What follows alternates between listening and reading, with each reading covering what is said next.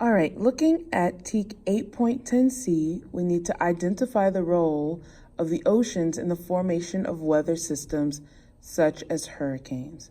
So here I have a diagram, and I basically just cut it in half to create the equator for the Earth.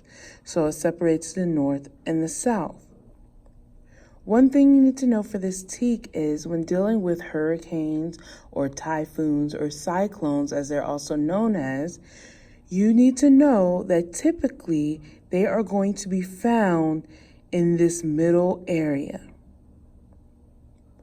The reason it is found in this area is because the equator gets a lot of direct sunlight. So the fuel for hurricanes, the fuel is warm water. Okay? So there is nothing that is going to give the hurricane more energy than having warm water.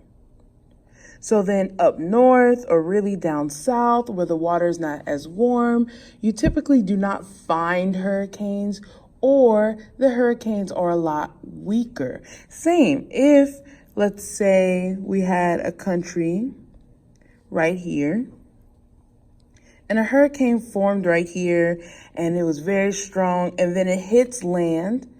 As soon as it hits land, it will weaken because it does not have its fuel of warm water. So the two main things you want to look for when dealing with things like hurricanes, and again, they're also known as typhoons and cyclones, is that if there's warm water, if it is near the equator, then it will be stronger. But as soon as it hits land, or as soon as the water is not as warm, it will definitely weaken.